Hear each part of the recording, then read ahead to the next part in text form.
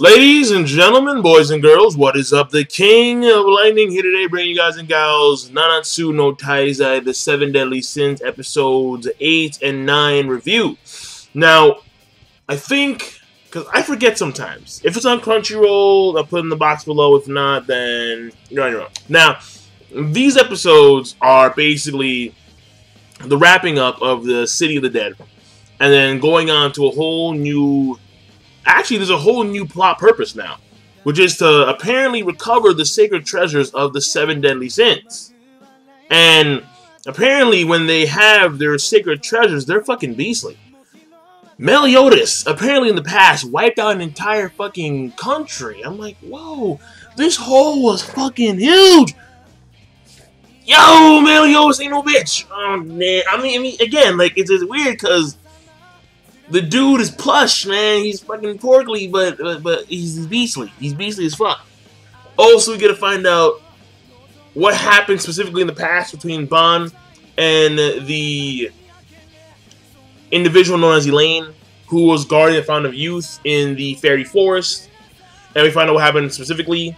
Then, basically, the main adversary in these particular episodes was a holy knight called Guila, who was actually just appointed being a holy knight, where a few days ago she was merely an apprentice like Jericho. And finally, we get to see that, and this I thought was actually very cool, the relevance of Ban and what happened to the Fairy Forest involving that demon comes back again in episode 9, where the demon apparently, I mean, I don't know if it's still alive or not, but the demon is now like chained up, and its blood is used as a means of a catalyst to amplify the powers of apprentice knights to level up so they can become holy knights and use abnormal strength and magical powers. And Guila, she is one of those individuals that drank the blood and survived, and she is a part of this new generation of holy knights. Apparently there is the second generation, guys like Gil Thunder, my nigga Gil Thunder, excuse me, my nigga Gil Thunder, and then like, there's one guy called Hausa, some guy with the Tengen Toppa drill, do the impossible, see the invisible over here. And then you have the new generation cats, where they're, I wouldn't say that they're fairly young, but they're the new generation. They have consumed demon blood in order to attain their powers. And over the course of these episodes, something very fascinating is being brought up on a regular basis, where episodes 1 through 7 kind of touch upon it, and the opening itself also touches upon it, but episodes 8 and 9, it's becoming more relevant, which is the war that apparently happened like eons ago between the Demon Clan versus 3 unique clans. The Goddess Clan, I think there were fairies, and then there were like regular humans. That's my assumption. I mean, I know that for sure it was the Goddess Clan. And that's now being brought up because now all of a sudden you have this demon. Apparently they should have been sealed long ago for all eternity by the Goddess Clan. But apparently like, this one demon just happened to be like roaming about somehow, some way. Like it was set free. We don't know. That's my assumption. My assumption is that someone set it free. They grabbed it from wherever it was sealed from, and it just happened to wind up in the Fairy Forest, where it went AWOL, and that's how Elena died, and that's how Ban would have died if not for the fact that he was given the Fountain of Youth by Elaine, mouth to mouth. So, that was very fascinating. And again, this demon's now being brought up. So, maybe, because I haven't read the manga Nanatsu no Taizai, and well, no, I have, but I skimmed through it, like the first 2 chapters. Well, either not important. Obviously, I'm not that deep in the series, but to be quite honest, now that we know that a lot of stuff went down in the past, I wouldn't be surprised if there was a sequel series that was, or not a sequel, prequel. There we go, a prequel. Because if there was a prequel, it may either be revolved around Meliodas' past, before he wound up in this certain situation, or maybe even way back when, in the heyday, when the goddesses and the demons and the fairies and whoever were at each other's throats. So again, it's very fascinating stuff. And then we get to find out who the ringleader of these holy knights are. I don't know his name is, but this guy clad in red, apparently he's like the leader. He's a great holy knight. So there's holy knights, and then like there's great holy knights, and then there's like new generation holy knights. So like the holy knights themselves have like subcategories from apprentice up. And I mean there may even be cats who are lower than apprentice, but again I'm not too sure. So overall, we do get some insight on the Holy Knight system, a little bit. And we get to see who the head honcho is. Apparently, according to the head honcho in episode 9, the king of the country foresaw, of Leonese, whatever it's called, the country, the king foresaw this holy war coming. And because of that reason, the king wanted the holy knights to throw down their swords in order to prevent this holy war from arising, to prevent bloodshed, and so on and so forth. However, the holy knights, particularly this guy clad in red, they disagreed. And they have decided to fight whoever is going to be their adversary. Now, at this point in time, it looks like the Holy Knights, their enemy for this holy war, is going to be the 7 deadly sins, but I'm thinking it's deeper than that. Because again, for me, it goes back to how did this random demon come back to the world when apparently they were sealed for all eternity? So there may be an even greater power lying around somewhere who is manipulating the Holy Knights and even the 7 deadly sins to its or their bidding. So that's my take, but then I'm not too sure. Now, the animation overall, pretty damn good as always. Episode 8 had good animation, but episode 9 was more so even better because you had King, who we find out is actually the Fairy King. He is Haler Queen, some name like that. And that's his real name. And apparently he can transform in between his regular kid mode to like a grown man look. Like a big old aristocrat. Who like poses and shit. Like, I'm bringing sexy back. Yeah, like it's weird. But whatever.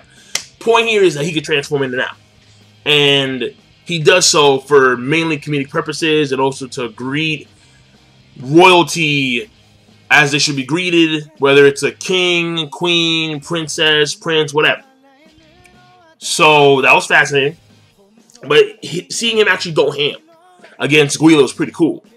Like his weapon, Chastity Fold, pretty damn powerful. Made out of the tree of the like the big giant tree, apparently. And it's deadly, man. It's fucking deadly. It's a dog. Yo. Like, King is a fucking monster. I'm like, yo, this nigga. Yo, this nigga. Yo, this nigga right here. Beastly. Just flying, like, Guila had such a hard time dealing with him. And all you can see him, like, in the back is going like this. Yeah, whatever. Yeah, spin. Yeah, yeah, thrust. Yeah, go up, down. Okay, fine. Like, he was beastly. And then when she finally got to a position, made a giant explosion, like a bombardment of those things. And he had, like, Chastity Fold version number 5, like, increased, and just, like, a river of spears, alright? Like, unlimited spearworks over here. And fucking, like, they Gate of Babylon shit, and just fucking, like, just spears. And he beat the shit out of Wheeler. It was over. It was done. He won hands down. So, that's his sacred weapon. And we know that the other Holy Knights, or the other 7 Deadly Sins have their own sacred weapons given to them by the king of Lyonese, whatever the country is. And the plot has now expanded or change at least, to finding these weapons that they lost. They just found Diane's, however, they have to obviously, well, not obviously, because honestly, like, they can just go in there, grab that shit, and leave, but they're gonna take part in this competition for it. Do it the honorable way, because I guess they're knights in some weird roundabout way, whatever, fuck it. But they're going up against cats who are fairly strong. We have the one guy, Hausa. He's there, and for some reason, he's just there. He just wanted to be there. Like, some time passed, obviously, and he just wound up there. And he's taking part in this competition. Then you have these really, they're mysteries. They're random, right? They're people who have obviously some hidden agenda, like some big dude who looks like Native American, straight up, and then some chick with like I think she had like purple hair, a sword on her back, and then there was like another girl with like a cape and like a top hat, I think. And like a boat, it's just some random, weird, mysterious motherfuckers. I don't know, just some cats. This competition is not what it seems. It ain't gonna be easy. Alright, it ain't easy being cheesy. It ain't easy being the 7 deadly sins when you got random motherfuckers roaming about, especially when you're lacking your sacred weapons. Apparently, Meliodas could destroy an entire fucking country with his own weapon. Apparently, he was like that was a big asshole. I'm like, damn, what the fuck, dog? Like this nigga. I'm like, yo, like, this dude, like multi-mountain back in the day. Like, fucking just whole, son. Damn, nigga. Like, yo. Like, this multi-mountain plus back in the day, back in the heyday. So he needs that shit. If they're gonna try and take on, in earnest, the Holy Knights, they need their weapons. They need them. They need them. So, that was fascinating. And finally, the last part, obviously, is very nice strides for Bond's character with the Holy Nana thing. And how, in essence, Elena was like his first love. If not his only love. That's the reason why he's immortal. And how, going back to King, King is a fairy. Apparently, he left his sister in the forest to guard the Fountain of Youth while he did other shit for like 700 years. For 700 years, he was doing his own shit. And he's still looking young. Fresh and clean. Don't you think I'm so sexy? Like, straight up. So, obviously, these fairies have a very long lifespan. I don't know how long it is exactly, but they have a very, very, very long lifespan.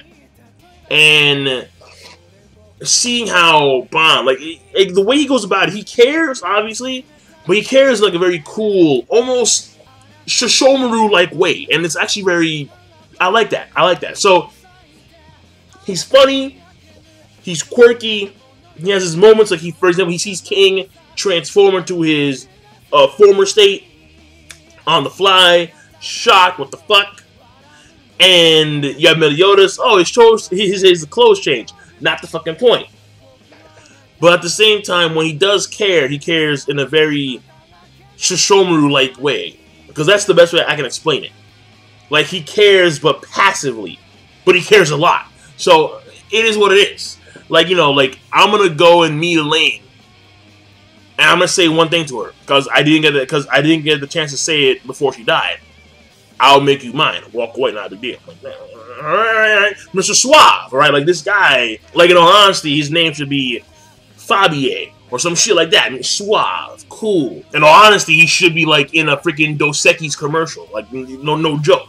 But either way, I'd say I'm done. So, overall, the episodes, let's give him a rating of, out of the first one, episode 8, let's say it was a good plus. Episode, you know what? We'll make them both good plus and call it a damn day. So, King Lightning, rate the video, comment, subscribe. Peace! Have a nice damn day.